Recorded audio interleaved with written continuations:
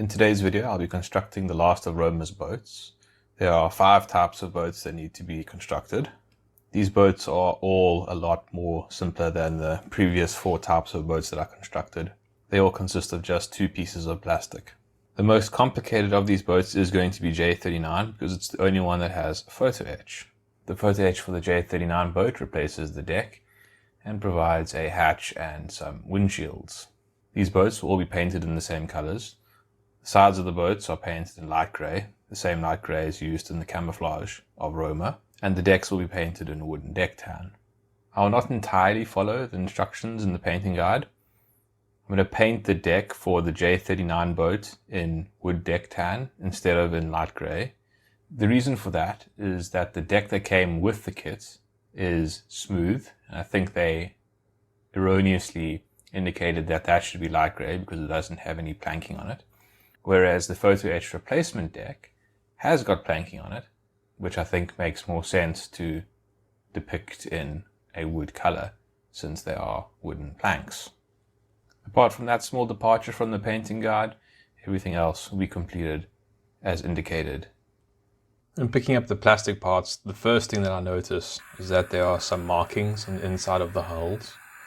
This is quite frustrating. I think these are the strike points which are used to eject this entire sprue from the mold. But unfortunately, they've placed these strike points inside the hull in a location where they are going to be clearly visible when this ship is constructed. So the first thing I need to do is remove these markings from the inside of the hulls. I found the best way to do this is to use a Dremel. I'm using a small grindstone that has a bit of a point to it that gets into these small places quite easily and is able to grind down these markings. In a position like this, inside of the hull, I'm not going to be able to create a completely smooth finish. And I'm okay with that for 2 reasons. Firstly, this is supposed to be a wooden hull, so if there's a little bit of texture to the part, I'm okay with that. And also it is going to be concealed somewhat underneath an upper level of these boats. After removing the circle with the Dremel, the plastic surface is very rough, so I'll clean it up with a 400 grit sanding sponge. It's a bit awkward to work in the space, so I'm gripping the sponge with tweezers and trying to smooth it as best as I can. It's not going to be perfect, it's still going to be a bit rough, but once it's underneath the upper portion of this deck, I think it'll be quite unnoticeable. If anything, it'll give it a little bit of a texture, and that actually might be beneficial to the overall look. As is always the case with plastic pieces, there's some cleanup work that needs to be done.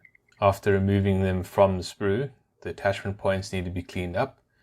I clip them down as far as I can and then use a file to smooth them off.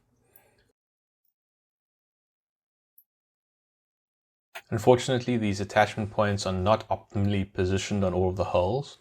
On some of them it runs into this detail line that runs along the top of the hull. This makes cleaning them up a little bit more difficult because you need to preserve that line.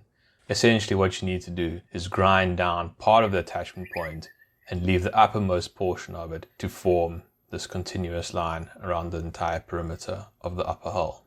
It's not overly difficult if you're using a file to do, but it's just frustrating. If they could have put the connection point in a better location, it could have been avoided. At this point, I'm also going to prepare the deck for the J26-39 boat. I'm unsure as to whether or not it'll fit in well without the plastic deck underneath it.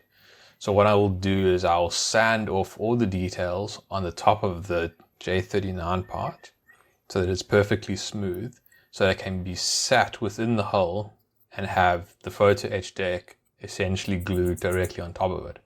If I don't need it, then I'll leave it off, but if I do need it, then I have it prepared and ready to go. Because of the heavy filing, some plastic has been pulled off the edges and it's not completely clean. So I use a round file to knock off those extra bits of plastic that are hanging on and to get it as clean as possible. If I just hold the photo etch part over the hull, it's still not entirely clear to me if it's going to be required or not. So I'll just leave it for now and come back to it. After filing, I clean up all the pieces with 1000 grit sandpaper. 1000 grit sandpaper will help remove any scratches and give it a good clean finish for painting. This is one of those very few cases where essentially the only preparation that needs to be done before painting is to remove the parts from the sprue. So I'll now line them up on a ice cream tub lid and get ready to spray them. I'll spray in XF78 first because this color goes on the inside of the holes, and I find it easier to paint the inside of the holes first and then the outside later. The reason for that is because it's easier to prevent spray from painting the outside of the boat from going inside the boat than it is to prevent the spray that goes inside the boat going outside the boat. It just makes it such that there's less need for masking. Although, as you will see, I am particularly pedantic with how I paint these boats, so there will still be a need for masking. We'll get to that later. After spraying the parts in brown, I remove the photo-etch decks from the sprue and flip over the plastic holes so that I can then paint the remaining parts in grey. This is the same grey that is used for the light grey camouflage on the ships. It is a combination of 50% XF2 and XF19. As previously stated, I'm not entirely following the painting guide for the small speedboat-like looking boats. Decided to paint the deck in deck tan with the trimmings painted in the light grey camouflage. I think it'll give it a nicer effect than it just being a solid grey boat. So I'll paint those trim pieces while they are still attached to the photo-etch sprue. Then I'll flip over the boats and paint the undersides in grey. Now this is where I get a bit pedantic. If you look very carefully at the painting guide, you can see that the very top of the hull should be painted in light grey. And I quite like that effect. I think it makes the boats look a little bit better instead of having the brown wrap around onto the top lip of the sides of the hull. So I agree with the guide in the sense that it recommends or indicates that you should paint the very top of the hull in the color of the camouflage. But doing that is a bit of a hassle, but it's something that I'm fine with doing. So this is what I'm working on now. I'm taking a small piece of masking tape and I'm placing it inside the hull such that when I spray the very top lip of the hull from quite a shallow angle, the overspray into the hull will land on the masking tape and not touch the brown paint that's already been applied to the inside. This process is a bit tedious because it needs to be repeated twice for each side. That's 16 rounds of taping for these boats to paint this very small piece of detail that most people will probably never notice. And then of course, there's the aft section for most of these boats, which doesn't end in a point. So I will then go to the trouble of once again masking off 7 of these boats so I can paint that little line at the aft of the ship.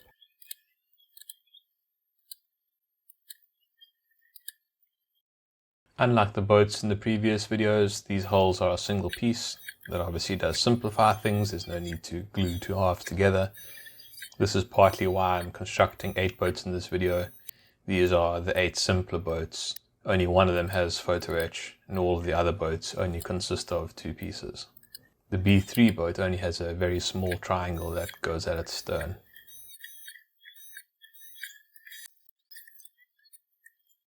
And so, with record speed for these videos, all the components are now painted and ready for assembly. I'll start by assembling the B3 boat. All that needs to be done is this triangular B33 piece needs to be installed into the stern.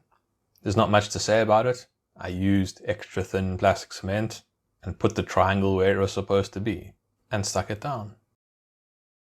At this point you might be wondering why I've moved on to spraying the gloss coat instead of completing the construction first. The reason for that is I want to apply a panel line on the inside of the hulls underneath where that upper level will sit. And obviously if I were to glue the upper level in, it would obstruct me from applying the panel line. For the photo-etch parts, which is the deck and the trim that goes on the deck, I had to paint those parts first because I'm using 2 colors. I'm using brown for the deck and then light gray for the trim. So they needed to be painted. But regular paint is more delicate than varnish. So if I were to handle them without applying the varnish first, there's a greater chance of me scratching and damaging the paintwork. So they also need to be painted in the varnish before I glue them together, just for protection. Because that is ultimately what varnish does. It has 2 purposes. The first is protect from scratches and has a harder finish. And the second is to assist with applying the panel line.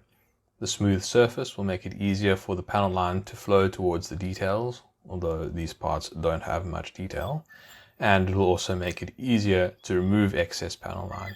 If panel line is applied to a matte coat, it has a tendency to become splotchy and almost seep into the paint. And all but the smallest of pieces, I first cover them with a gloss coat before applying panel line. If you will be applying panel line on top of your gloss coat, it's very important that you do not use an enamel varnish. Panel line is also an enamel-based paint, so therefore the solvent that you use to remove the panel liner will also remove an enamel-based varnish.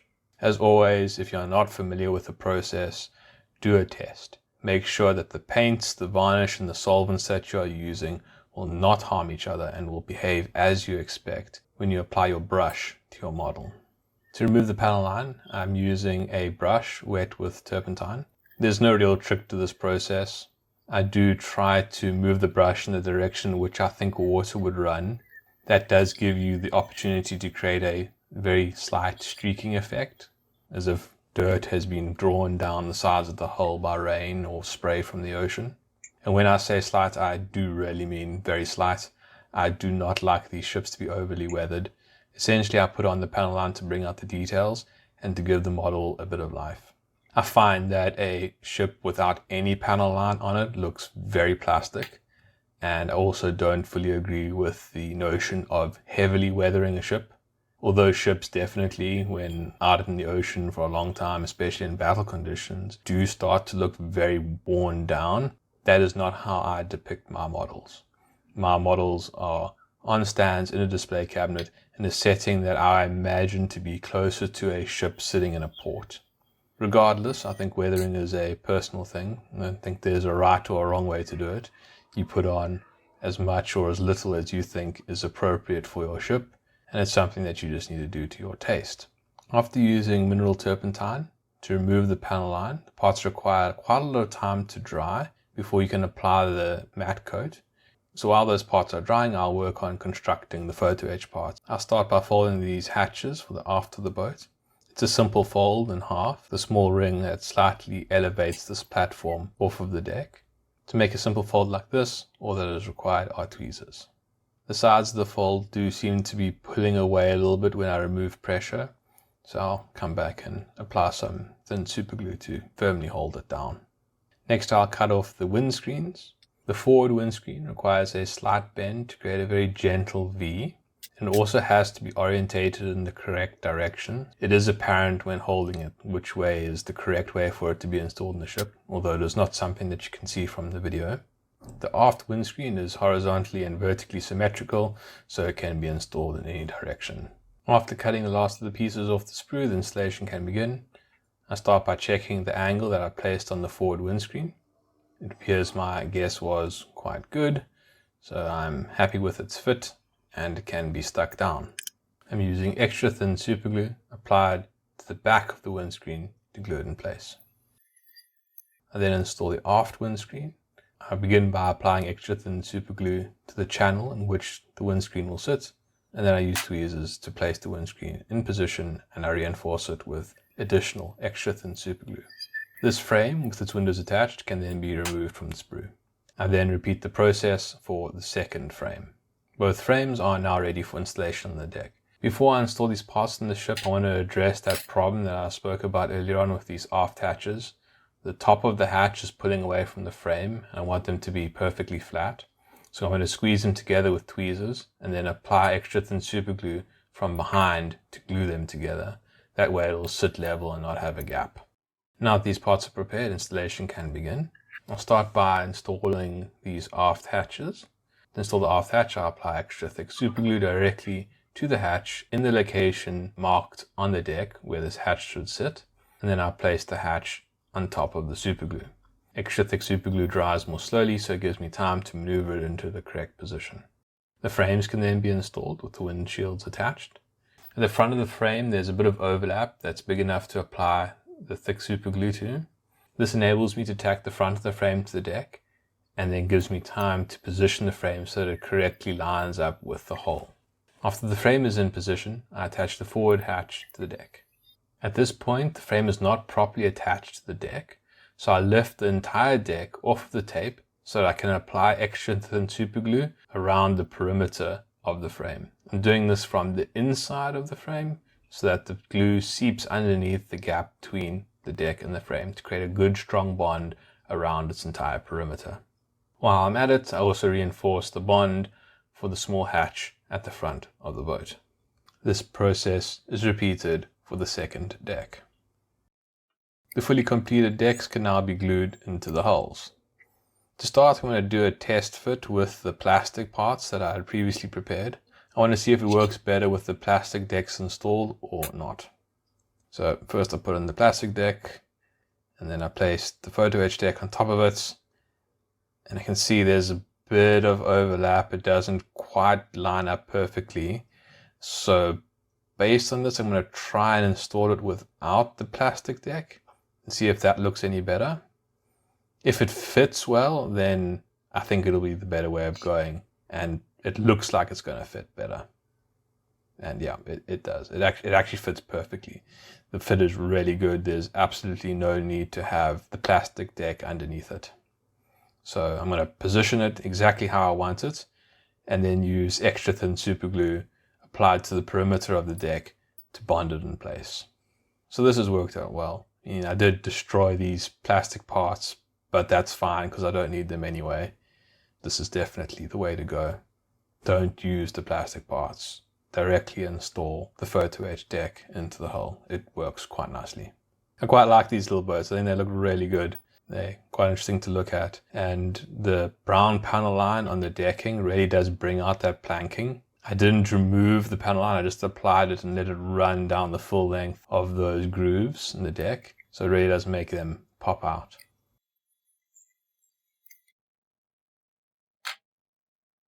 The next thing to work on are the stands. There are a lot of stands to construct in this video.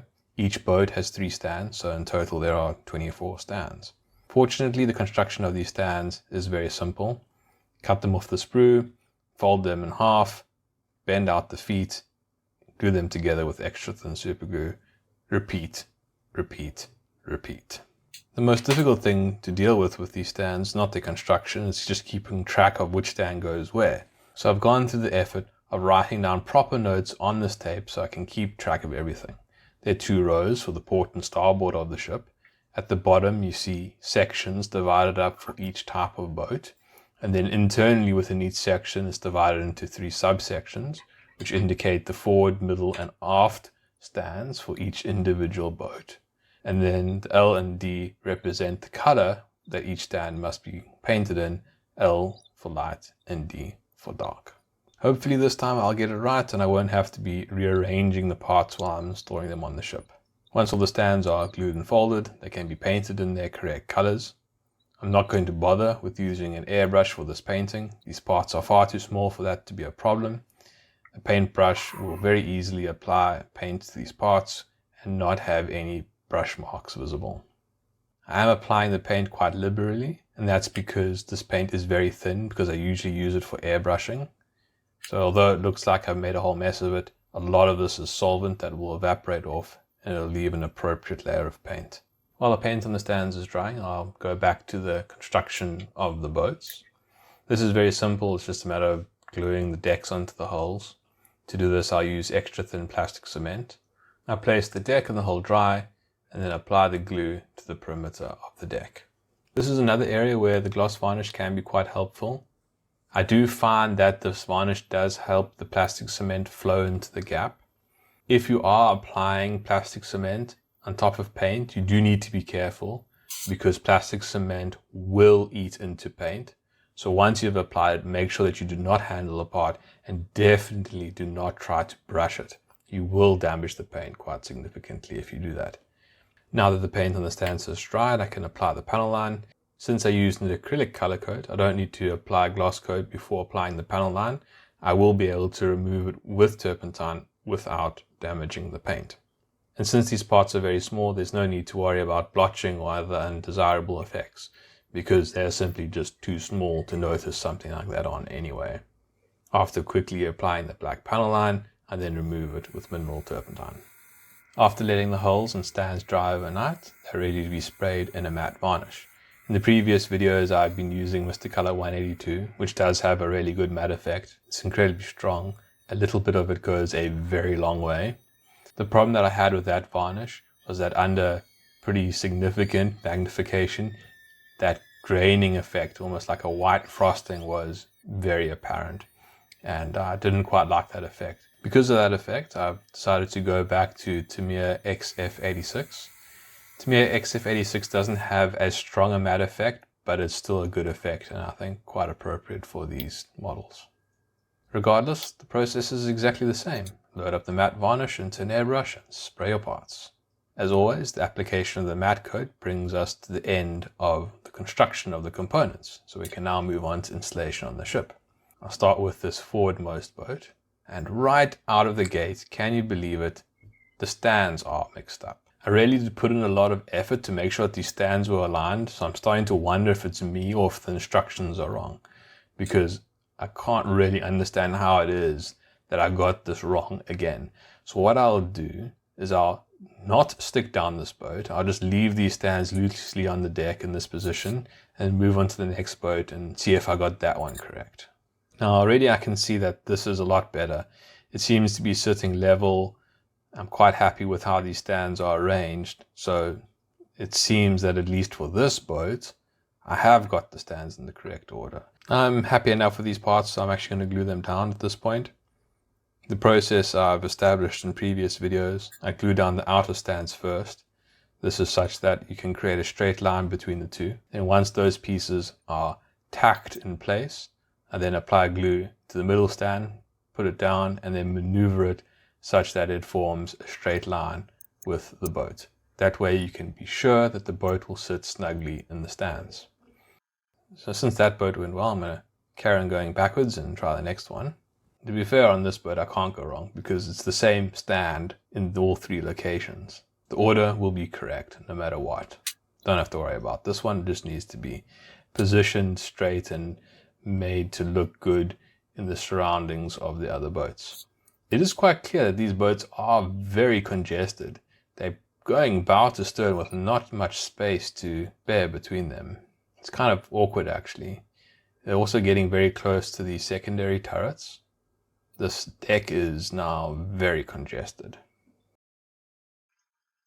I'm not happy with this boat's placement, so I'm going to move the stands a little bit. I think it's slightly too close to this larger boat to its port. I'm also not happy with its angle. I think its stern is a little bit too far to the edge of the ship. So I'm going to bring it in closer to the superstructure. Now for the final test of the order of stands. This is the last type of boat that I need to install. And it's correct. So that front boat is the only one that I got wrong somehow. And I suspect that it wasn't me. I think the stands were incorrectly marked in the instruction manual. So I'll go and complete all the other stands and then I'll come back and correct that one at the very end. The rest of this video shows me installing the boats on the starboard side of the ship in much the same fashion as they were installed on the port side of the ship.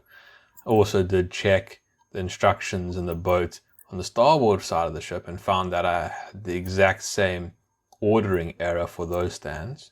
So that lends me to believe that it is in fact the instructions that were wrong about the order in which those stands should be placed on the ship. So with that we come to the end of this video and the end of the construction of boats for Roma. In the next video I'll install the rigging on Roma. That's going to be something quite different. I'm not entirely sure how I'm going to film that. Could be a bit of a challenge. But I think that'll be something quite nice and different to watch. Instead of me working on these very repetitive tasks that have been the order of the day for the past few weeks. All the anti-aircraft guns and in all the boats. It's been quite repetitive work. The rigging should be quite different. And then after the rigging, it's just the aircraft that need to be constructed and installed, and then the ship is complete. At the end of this video, you can find some close-up footage of the boats that I've installed. If you're interested in viewing that footage, you can skip directly to it by following the chapter link in the description below. Thanks for watching. Cheers.